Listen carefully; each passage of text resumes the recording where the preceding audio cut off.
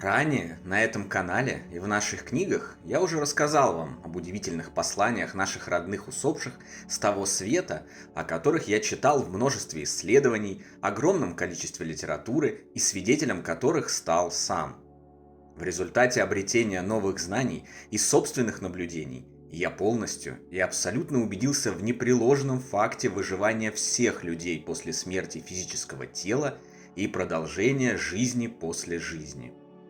Но что делать людям, которые страстно желают получить такие сигналы от своих любимых, и все же не получают или не замечают их? Они тревожатся и сомневаются, не могут найти себе покоя и думают, что, быть может, не все выживают, или с их любимыми не все в порядке в потустороннем мире. Может быть, они, как старается убедить нас традиционная религия, оказались в чистилище или еще более неприятном месте – аду, и потому не имеют возможности отправить послание? Может, они вовсе забыли о нас и никогда не любили? Спешу всех успокоить. Нет. Малая интенсивность или даже полное отсутствие посланий из-за пределий от конкретного усопшего вовсе не означает, что с нашими родными что-то не так и ни в коем случае не определяет их отношение к нам, продолжающим жить на Земле. Судя по обобщенной за тысячи лет информации и моим личным наблюдениям на пути исследования потустороннего мира, наличие или интенсивность проявления духов в нашем физическом мире зависит от множества вещей. Главным образом, все мы разные, как живущие, так и усопшие. Каждый обладает собственным уровнем развития умственных и психических способностей, технических и гуманитарных знаний, интуиции, эмоций, мыслительного процесса. Условно говоря, возьмем двух людей: городского жителя современного мегаполиса 18 лет от роду и бабульку 90 лет, всю жизнь прожившую в деревне и ничего кроме завода в поселке, на котором она работала, и своего огорода не видевшую. Если они окажутся в одинаковой чрезвычайной ситуации, действовать будут по-разному.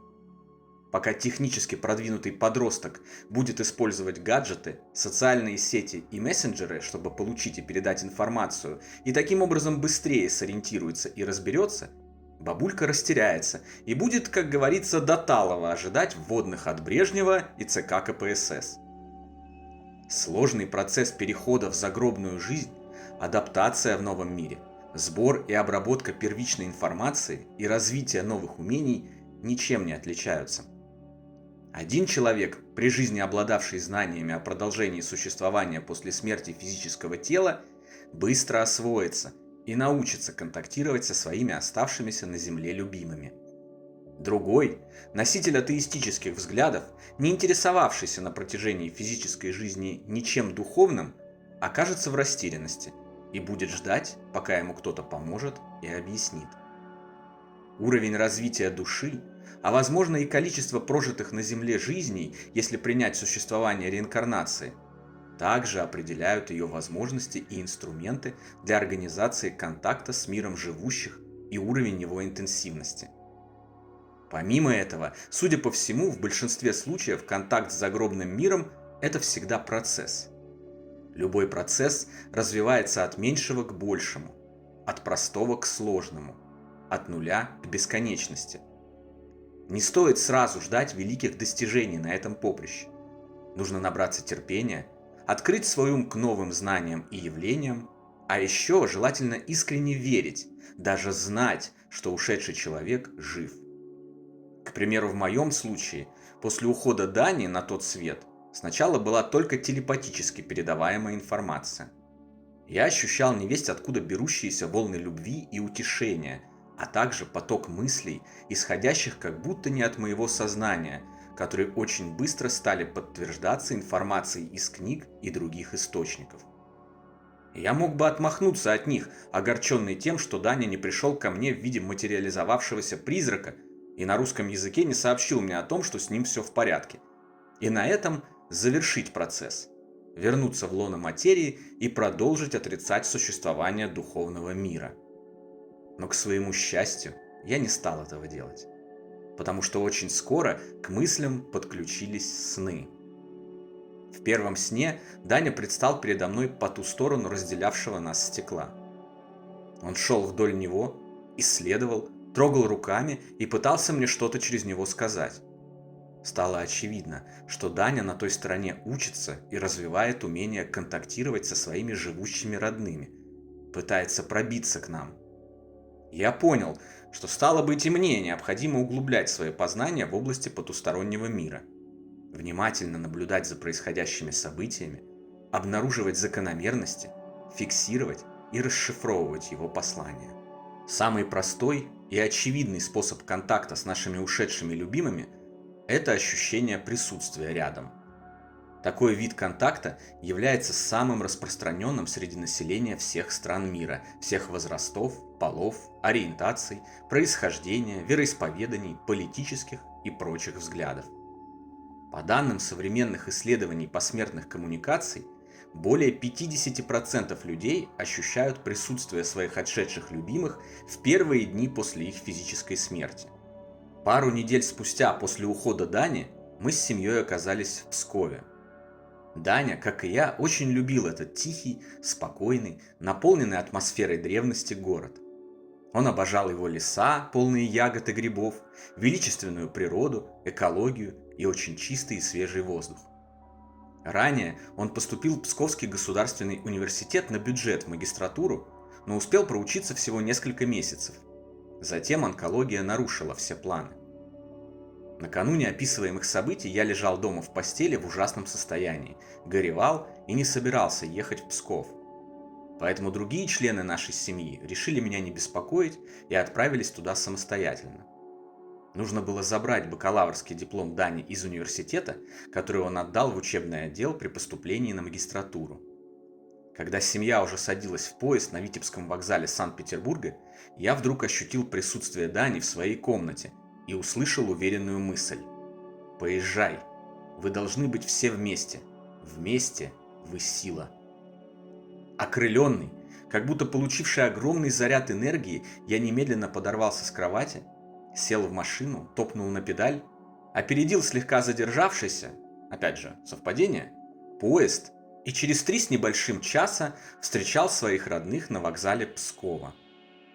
Я терпеть не могу ездить в темное время суток, особенно по пригородным дорогам без освещения и тем более в лесах, которые простираются на всем протяжении дороги от Питера до Пскова. Но в этот раз у меня в голове звучал четкий и уверенный посыл: ничего не случится.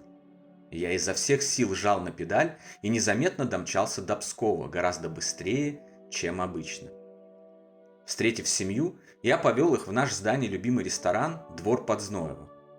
Каждый раз, когда мы приезжали в Псков, мы ходили туда, чтобы насладиться прекрасной атмосферой и отведать вкуснейшие блюда по очень приятным ценам.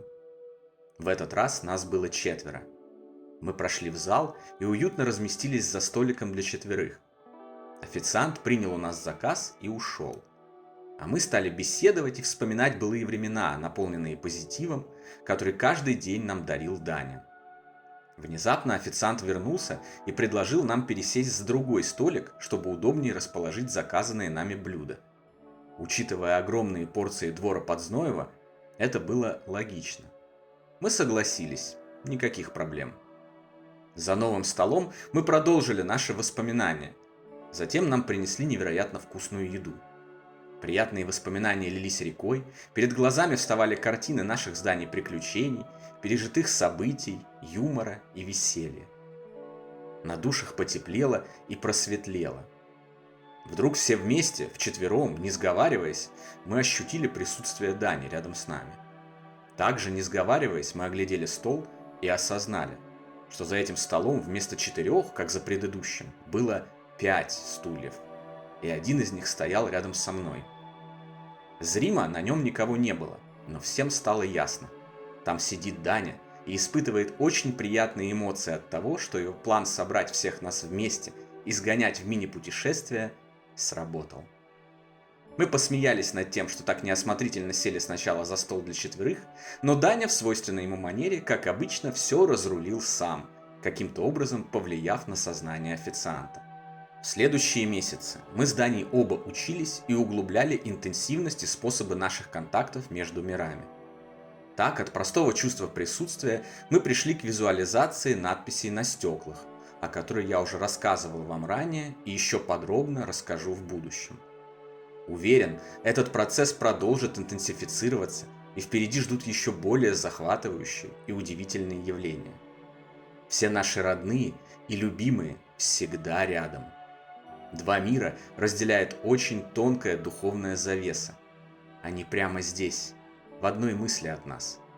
Все, что нужно, чтобы почувствовать присутствие их душ, это открыть разум, набраться терпения, посылать им всю возможную любовь и позитивные эмоции и внимательно наблюдать за тем, что происходит вокруг, доверяя своей интуиции.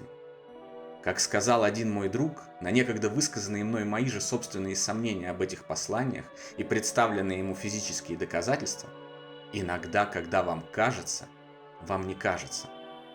И это при том, что до тех пор он с сомнениями относился к тому, что я рассказывал ему об удивительных событиях, происходящих со мной в последнее время. Не отмахивайтесь от повторяющихся странных стуков и шорохов в домах, от мигающих лампочек, забавных совпадений, как будто чужеродных мыслей в вашем сознании. В большинстве случаев это не случайность. Фиксируйте и мысленно разбирайте каждый такой случай. Учитесь, и со временем вы обязательно научитесь контактировать со своими отшедшими родными и любимыми. Но не ждите многого от этого, а лучше всего не ждите ничего вообще. Проверено, чем меньше ожидания, чем чище от волнений, сомнений и негатива сознания, тем лучше устанавливается контакт. Помните, что наши ушедшие любимые могут быть заняты важной деятельностью в их новом мире. Они могут быть в процессе познания тех или иных вещей. Они могут прямо сейчас учиться и постигать способы контакта с миром живущих в целях послать вам свое утешение. Не огорчайтесь, если не получаете посланий или получаете их неявно и в небольших количествах. Какими бы ни были послания или же их полное отсутствие, наши родные в любом случае, несомненно, живы, любят нас и ждут новой встречи с нами, которая обязательно состоится в будущем, когда придет наш час завершить эту трудную командировку на Землю и с почетом вернуться в наш общий, прекрасный, духовный дом под аплодисменты и овации встречающих.